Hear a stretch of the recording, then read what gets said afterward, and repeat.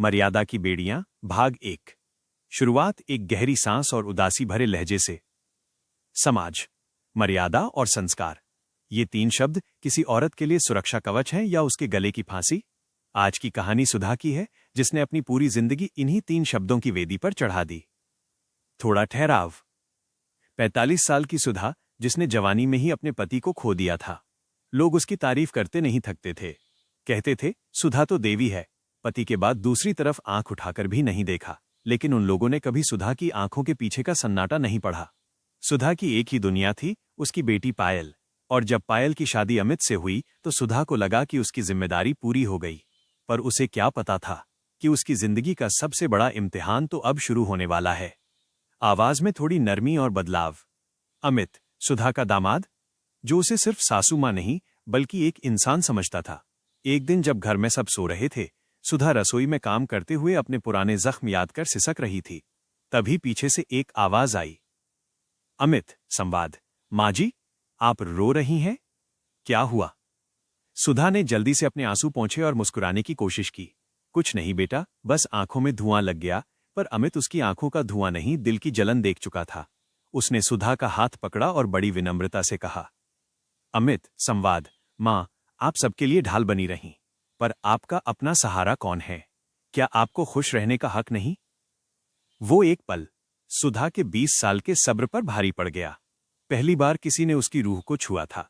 पर समाज की खिड़कियां खुली थीं और पड़ोसियों की नजरें इस सम्मान को बेशर्मी का नाम देने के लिए बेताब थीं। आवाज में सस्पेंस लाते हुए, क्या सुधा का अपनी तन्हाई से बाहर निकलना गुनाह था? और जब ये बात पायल और समाज के सामने आई तो क्या हुआ? जानने के लिए देखिए इस कहानी का अगला हिस्सा। कहानी का दूसरा भाग, पार्ट 2, जहां टकराव, कॉन्फ्लिक्ट शुरू होता है। इसमें ड्रामा और इमोशन और भी गहरे हैं। मर्यादा की बेड़ियां, भाग 2, टकराव। गंभीर और भारी आवाज के साथ शुरुआत करें।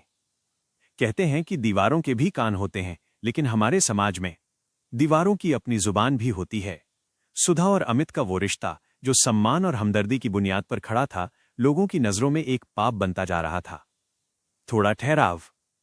एक शाम अमित दफ्तर से लौटते वक्त सुधा के लिए उसकी पसंद के गजरे और एक रेशमी साड़ी लेकर आया।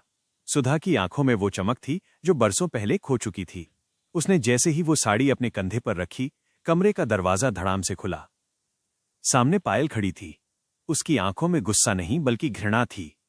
पायल चीखी, पायल, संवाद। ये सब क्या है मां? इस उम्र में ये बनाव श्रृंगार? और अमित, आप भूल गए कि ये आपकी सास है, कोई सहेली नहीं। आवाज में उदासी और तनाव। सुधा के हाथ से वो साड़ी छूटकर जमीन पर गिर पड़ी, मानो उसकी गरिमा गिर गई हो। अमित ने पायल को समझाने की कोशिश की, लेकिन आग तो अब पूरे मोहल्ले में फैल चुकी थी। बाहर पड़ोस की औरतें जमा थीं और उनके चेहरे पर वो मजे लेने वाली मुस्कान थी जो किसी का घर जलते देखाती है। एक बुजुर्ग औरत ने ताना मारा, अरे सुधा, हमने तो तुझे सती सावित्री समझा था, पर तू तो अपनी ही बेटी का घर उजाड़ने पर तुली है। आखिर इतनी बेशर्मी लाती कहां से हो? आवाज में गुस्सा और दर्द। सुधा का सिर झुक गया। वो शब्द नहीं, पत्थर थे जो उसके चरित्र पर मारे जा रहे थे। उसने अमित की तरफ देखा, जो सबके सामने उसे बचाने की कोशिश कर रहा था। लेकिन अमित का हर शब्द लोगों की नजर में उनके अफेयर का सबूत बनता जा रहा था। तभी सुधा ने वो किया जिसकी उम्मीद किसी को नहीं थी। उसने अपनी सफेद चादर संभाली, अपने आंसू पोंछे और उस भीड़ की तरफ मुड़कर पहली बार अपनी आवाज बुलंद की। सुधा, दहाड़ते हुए संवाद। बस, बहुत हो गया। जब मेरा पति मुझे पीटता था, तब तुम सब कहां थे? तब तो तुमने इसे मेरा नसीब कहा था। आज अगर किसी ने मुझे सम्मान दिया तो मैं बदचलन हो गई? सस्पेंस के साथ अंत करें। सुधा ने समाज के सामने सवाल तो खड़ा कर दिया था, लेकिन क्या वो इस तूफान को झेल पाएगी? क्या पायल अपनी मां को माफ कर पाएगी? और क्या अमित अपनी सासू मां को वो इज्जत दिला पाएगा जिसकी वो हकदार थी? देखिए इस कहानी का आखिरी और चौंकाने वाला क्लाइमैक्स अगले भाग में। ये रहा इस कहानी का तीसरा और अंतिम भाग, द क्लाइमैक्स और कंक्लूजन। ये हिस्सा दर्शकों के दिल को छू लेगा और उन्हें एक गहरे संदेश के साथ छोड़ जाएगा। कहानी, मर्यादा की बेड़ियां, भाग 3, अंतिम फैसला। धीमी और गहरी आवाज में शुरुआत। सुधा की चीख ने उस भीड़ को एक पल के लिए खामोश कर दिया था। लेकिन समाज का पत्थर दिल इतनी जल्दी नहीं पिघलता। पायल की आंखों में अब भी अपनी मां के लिए नफरत थी। उसने चिल्लाकर कहा, पायल, संवाद।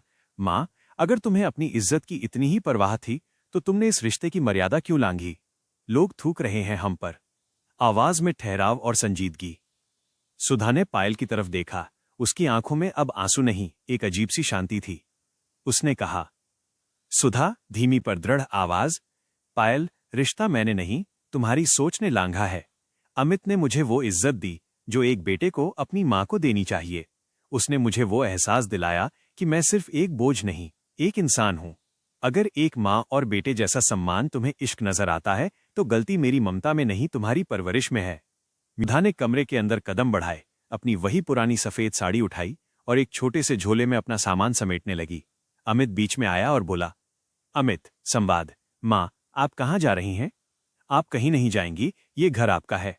सुधा मुस्कुराई, पर उस मुस्कान में बरसों का दर्द था। उसने कहा, नहीं अमित, जहां बेटी को मां के चरित्र पर शक हो और समाज को हर हमदर्दी में गुनाह दिखे, वो घर घर नहीं रहता। आज मैं मर्यादा नहीं तोड़ रही, बल्कि खुद को उन बेड़ियों से आजाद कर रही हूं जिन्होंने मुझे 20 साल तक कैदी बनाकर रखा था। आवाज में प्रेरणादायक लहजा, कंक्लूजन। सुधा उस घर की दहलीज पार कर गई। उसने पीछे मुड़कर नहीं देखा। उसने किसी दूसरे पुरुष का हाथ नहीं थामा था, बल्कि उसने अपना खुद का हाथ थामा था। उसने तय किया कि अब वो किसी के संस्कार की कसौटी पर नहीं, बल्कि अपनी पहचान के साथ जिएगी। अंतिम संदेश, द मैसेज। दोस्तों, आखिर कब तक हम औरत की खुशियों को बेशर्मी और उसके जुल्म सहने को संस्कार का नाम देते रहेंगे? क्या एक विधवा मां को सम्मान और अपनेपन का हक नहीं? फैसला आप पर है। क्या सुधा गलत थी, या वो समाज जो सिर्फ बुराई ही देखना चाहता है?